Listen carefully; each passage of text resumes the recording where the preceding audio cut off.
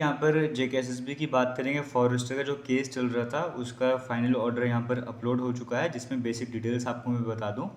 जैसे यहाँ पे कहा गया जो एडवर्टाइजमेंट नंबर 4 2022 वाला, जो कि ये जेकेएसएसबी फॉरेस्टर पोस्ट की बात करूँ, उसे क्रैश करा जाता है। और उसके बाद यहाँ पर जैसे ये जो नोटिस से रिलेट कर रहे हैं, जैसे फॉरेस्ट जम्मू डिवीजन का, उसे भी क्रैश यहाँ पर करा गया है। और रिस्पोंडेंट्स को डायरेक्ट करा गया है कि वो रूल्स को अमेंड करें, क्योंकि जो हाई कोर्ट की जो केस था, ये इसके अकॉर्डिंग अमेंडमेंट की बात करेगी। क्या केस था अभी आपको ये भी समझ आ जाएगा।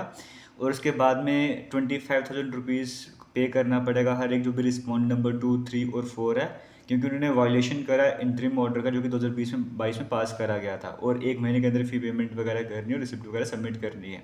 ये ऑर्डर फिलहाल आपके सामने आपको देखने को मिला, लास्ट में डिस्पोज ऑफ लिखा हुआ है। तो ये जेकेएसएसबी फॉरेस्टर केस की अगर मैं बात करता हूँ, उसको लेकर बड़ा अपडेट फाइनल ऑर्डर आपके सामने आ चुका है। इस ऑर्डर का पीडीएफ अगर आपको चाहिए, ध्यान से पढ़ना चाहते हो, हमारे टेलीग्राम चैनल जेके लेटेस्ट इन्फो पर आपको आराम से मिल जाएगा। जैसे पहले आपको ये 12 जून को आपको देखने को मिल रहा है, यहाँ पे जो फाइनल जजमेंट आपके सामने आई है, ये सब कुछ आपको देखने को मिल रहा है। कौन कौन एप्लीकेंट थे यहाँ पे, कौन कौन रिस्पॉन्डेंट था, सबके नाम आपको यहाँ पर देखने को मिल रहे हैं। स्टार्टिंग के 5-6 पेजेस में तो आपको सिर्फ यही डिटेल्स आपको देखने को मिल रही है, कौन रिस्पॉन्डेंट है, कौन एप्लीकेंट है, एडवोकेट का नाम वगैरह का, इस तरह से। फिर यहाँ से आपको जैसे आपको देखने को मिलता है ऑर्डर पूरा आपको देखने को मिलता है कि जैसे ये फैक्ट ये था यहाँ पर कि जो ओए यहाँ पे फाइल करी गई थी, उसमें एप्लीकेंट्स का ये था कि जो बैचलर्स ऑफ साइंस की बात करेंगे या फिर फॉरेस्ट्री की बात करेंगे, ये उनकी एकेडमिक क्वालिफिकेशन थी। और उन्होंने यहाँ पर ही मैं आपको शॉर्ट में बताना चाहूँगा, क्योंकि ये 24-25 पेज एक एक करके पढ़ूँगा तो बड़ा टाइम यहाँ पर लगने जा रहा है। तो यहाँ पे इन्होंने कहा कि जो मिनिमम क्वालिफिकेशन होनी चाहिए थी फॉरेस्टर की या फिर inspector of forest protection force की बात करेंगे, वो जैसे बीएससी होनी चाहिए थी। फॉरेस्ट्री मिनिमम क्वालिफिकेशन बीएससी होनी चाहिए थी। इस तरह से उनको कहना था कि जैसे जो एडवर्टाइजमेंट वहाँ पर आया था, वहाँ पे 12th पास रखा गया था ना, कि 12th पास वाले अप्लाई कर सकते हैं, साइंस का सब्जेक्ट होना चाहिए था। इनका कहना था कि मिनिमम क्वालिफिकेशन जो है वो फॉरेस्ट ग्रेजुएट्स होने चाहिए थे, फॉरेस्टर की पोस्ट भी मिनिमम होनी चाहिए थी, इस तरह से कहा गया था। जैसे बाकी पोस्ट वगैरह के बारे में कहा गया था।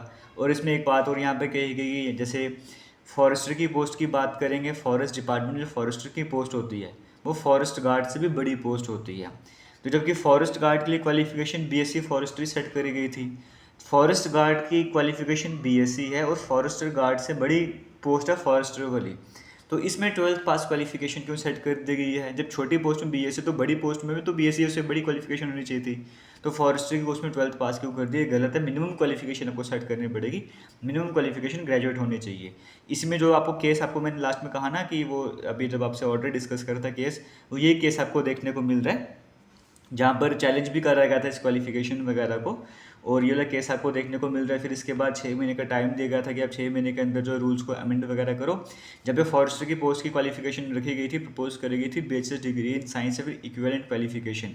और कहा था कि इसमें अमेंडमेंट का जो पीरियड है वो 6 महीने के अंदर आपको इसमें रूल्स को अमेंड करें तो अमेंड करो, 6 महीने का टाइम आपको दिया जाता है।